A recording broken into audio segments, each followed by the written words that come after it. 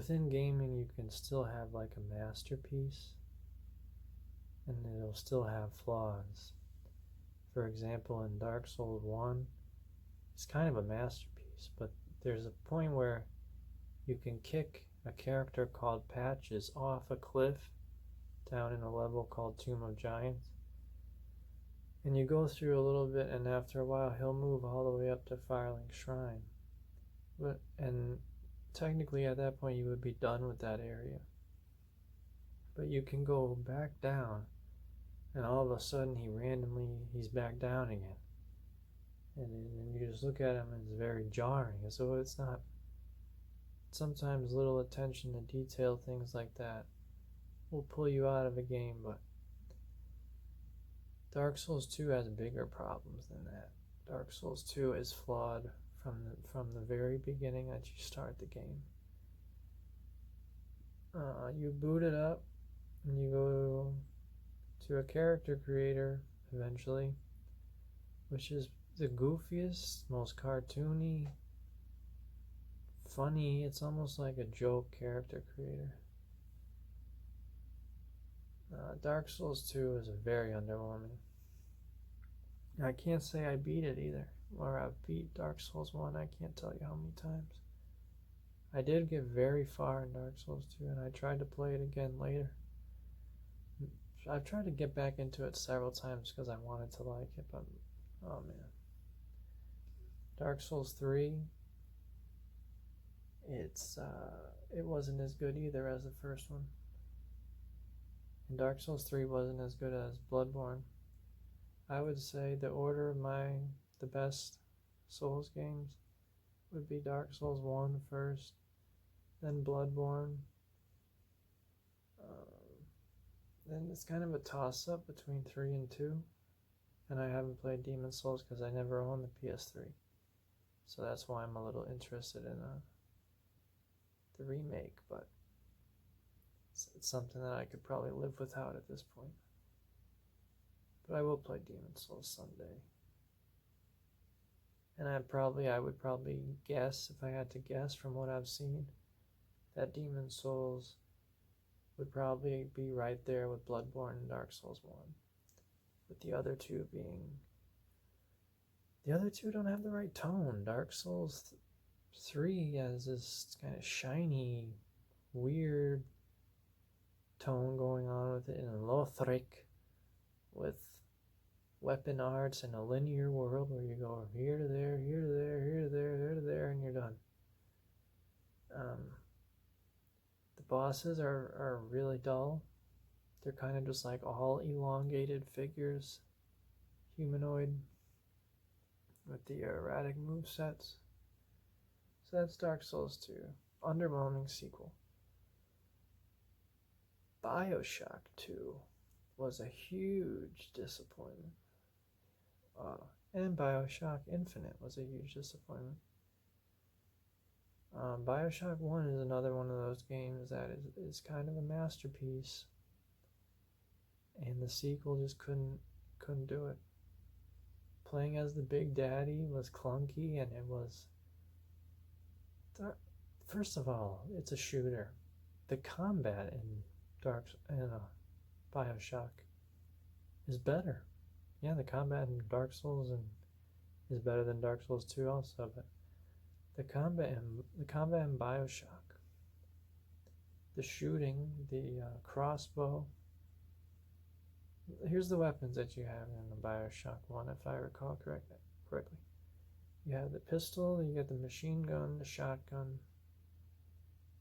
a grenade launcher, the chemical thrower, and then the crossbow. That's really well-rounded, perfect first-person shooter. And then you have different weapon ammo types. The enemies are fun to fight. Headshots meant something. The world, the whole thing. It was just like a little masterpiece. And Dark Souls 2 wasn't. And Infinite was. I hated Infinite. I hated playing Infinite. I beat it. I beat all of them. Doesn't really mean anything. It's about what you would want to go back to. what you would want to spend your time on. And sometimes it's not just about sequels, but a lot of times it is. I'll give you another one. Skate 2. And people rave about Skate 2. I don't know why people like Skate 2 so much, to be frank with you. They say it's better graphics. I don't think making something shinier means better graphics, and that's all they did. They gave it this sort of sheen. That's not better graphics. That's like when I said gritty, realistic tone. That's the first game. Skate 2 didn't have that. It had this kind of baby blue, kind of Rob Dyrdek tone going on, which I'm not. I like Rob Dyrdek, but if you played Skate 2, you know what I mean. And then it also had this orange rustic tone. It was like orange rustic mixed with the baby blue everywhere you looked in Skate 2. Well, that was a good rhyme. That's what it was, and I didn't care for Skate 2. If I did, I would still have it. But again, my memory is very foggy on Skate 2 because that's one game I haven't played in a long time, where I have played Bioshock 2 recently, and I have played Dark Souls 2 recently. So, to be fair, maybe Skate 2 deserves another chance. So maybe someday I will play Skate 2 again, but I'm not in a hurry to do that. So what kind of underwhelming sequels can you think? Can I think of any more? So I was trying to think of another one on the fly. Can you think of any? Leave them in the comments below. I gave you 3 of them. I know I'm going to think of another as soon as let's think of some good sequels and maybe it'll jog my memory. Half-Life 2 was a great sequel. Far Cry 2 was a fantastic sequel. And Far Cry 2 is the best Far Cry in the series. The best setting, the best gunplay, the best atmosphere. Far Cry 2 is the best. Think of another good sequel. Because sequel can, if it's when I think of sequel, I tend to think it's the second one in the series. So like your 2, not really so much your 3. Because you get series that go on for a long time, like the GTA series, and you might say, well, GTA Vice City was a good sequel to GTA 3, and GTA San Andreas was a good sequel to GTA Vice City. And GTA 4 was a good sequel to GTA San Andreas. And GTA 5 was very underwhelming, but I still like GTA 5. GTA 5 split its efforts into the multiplayer and gave you 3 cartoon, which is fine that they're cartoony characters, but the whole thing was just goofy writing. Something felt off, and that's what it always is with sequels that are underwhelming, is something feels off. That was the case with everyone that I've named so far. Whether it was a shift in the tone, the controls.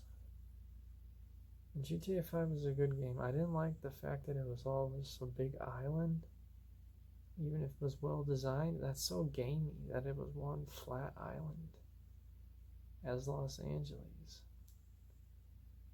Then again, you got Skater XL where everything's barricaded up. But that game's about the tricks, is what that's all about. And you should know by watching these videos. So let's see, what other... now I'm getting into random game. I'm just thinking off the top of my head. Good sequels, bad sequels. Wish I had like my game collection out. What's left of it? Fallout 4 was a horrible follow-up. Fallout 4 it didn't feel right, yet again. And I live in Massachusetts. I was telling a guy on these videos in the comments we were talking about this. And I was like, I live in Massachusetts. You think I would love to explore it, but so dumbed down. That game was. The color palette, even though it was more colorful, it was simultaneously more bland than Capital Wasteland or New Vegas. So it's, I'm not a game developer. I should be like a game reviewer for how much I'm talking, but sometimes they miss the mark, and I know it's tough to replicate lightning in a bottle or whatever in one of those perfect games that was perfect right out of the gate, and then people want a sequel. I had another one that just flashed through my mind. I almost lost it. Oh, got it. The Darkness. The Darkness one was a gritty, realistic game, like I said. The Darkness 2 was cartoony. They changed the voice actor. They changed his appearance to make him look. At first, Jackie had the long hair and he had the trench coat, and he was a cool looking guy. And the second one, he looked like a fashion model. I don't know. That's what it is with sequels, though. They just miss the mark